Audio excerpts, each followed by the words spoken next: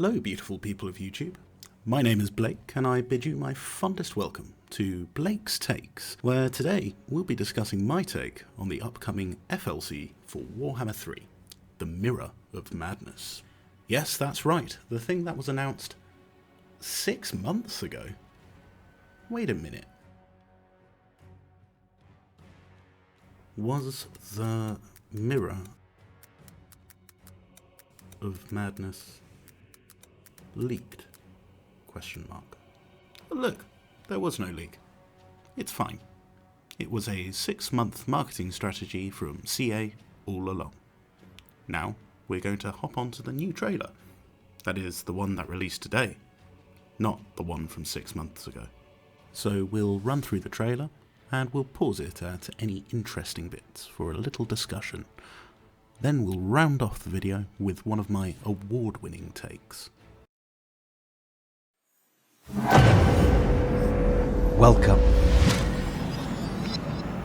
to Mirror of Madness.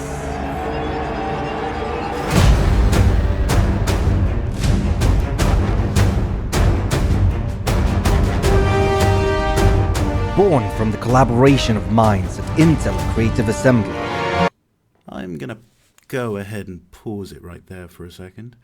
I suppose this is interesting in a will someone help CA pull their trousers up kind of way. We've seen 3 cyclones of bodies now in about as many seconds, so one can deduce that this is some sort of selling point. But unfortunately, the bodies all look really rather stiff. They all appear to be in the exact same pose. Is this the equivalent of ragdoll T-posing? Are they trying to assert dominance over me? Honestly, it looks like an army of frogs caught in a washing machine. Oh well, onwards. Mirror of Madness brings the reality-bending powers of Tzeentch to your command. The standalone free LC comes with Total War Warhammer 3 as part of the 3.0 update. It can be accessed from the main menu battle tab and presents us with 2 game modes. In the Trials of Fate, you take on the role of a newly ascended demon prince of Tzeentch, reaching through time and space to fight in 4 famous battles of the past, culminating in a final standoff against Kairos in the realm of Tzeentch itself. In these twisted manifestations of battles long since fought, the enemy forces advance with endless legions, growing in strength each wave, testing your strength and fortitude. To aid in your quests, you are gifted new spells and abilities to further the chaos on the battlefield. The perfect means to experience new ragdoll, vortex and cloth physics. Interesting. So I'm just going to take a quick pause here. The narrator mentions ragdoll, vortex and cloth physics. Unfortunately, I don't know whether these effects will be in any other game mode outside of the Mirror of Madness ones here. We'll just kind of have to see. It's a cool idea if they actually did make their way into the base game, though. Okay, onwards. During each trial, the player must defend a capture point known as a shard against waves of enemy attackers. As the battle progresses, the player will accumulate a resource from this capture point known as Forbidden Knowledge. The player may then spend this resource on upgrading the army abilities they have access to in the trial. The amount of damage you deal out as well as the number of kills both contributes to your final score. Your score from the battle will in turn directly affect your further ventures, as the reward for your trials are bestowed upon you in your campaign as a demon prince, with additional body parts for customization featuring buffs and abilities. Okay, this is definitely quite cool. You're incentivized to play it by unlocking parts for the Demon Prince. I really wasn't expecting that, actually. I don't think CA really needed to increase the number of body parts available to Daniel. I suppose that gives you a reason to play as him. So I'll definitely try and unlock some gear first, and maybe spin up another Daniel campaign. I haven't played him since launch, really, so I suppose that's probably quite telling of what I think about his implementation.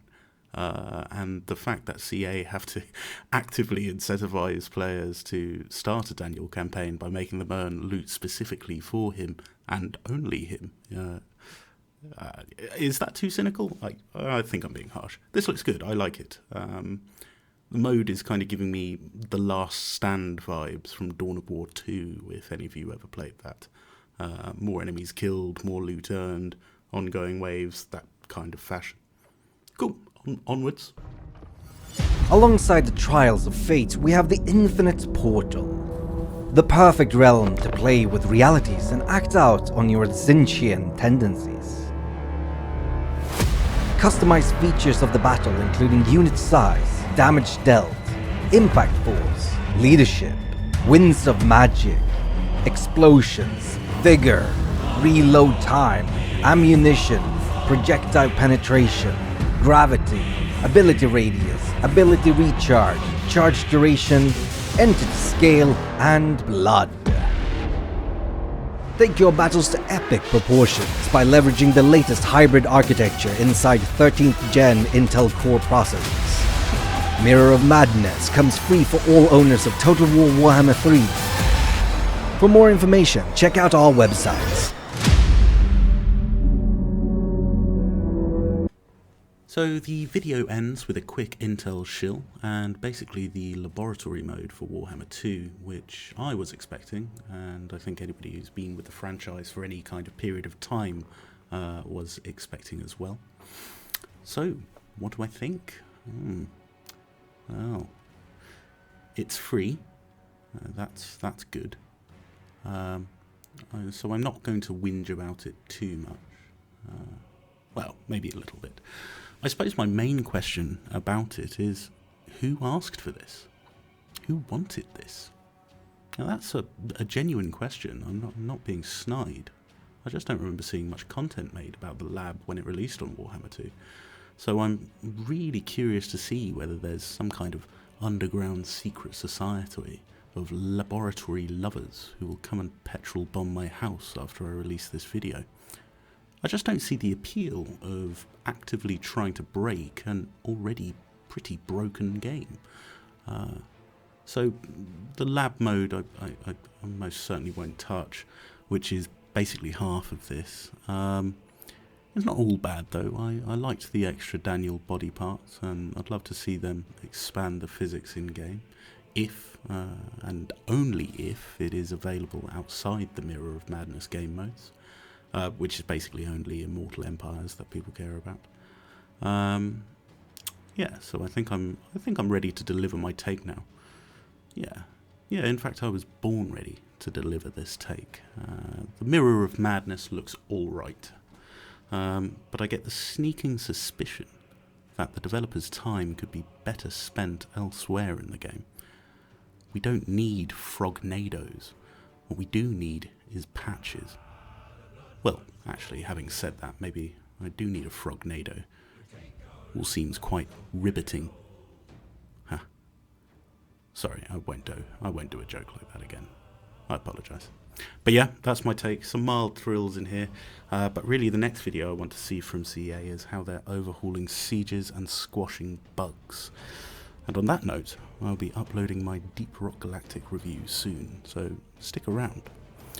I'll leave you with a quick rhyme. If you want to show support, don't be slow. Hit the like and subscribe button to watch me grow. But beware of the wind that starts to blow, or a Frognado might come and make you go. That's all for today's episode of Blake's Takes. Do you agree with my take on the Mirror of Madness? Let me know in the comments below. I have been Blake, delivering my take. Thanks for watching.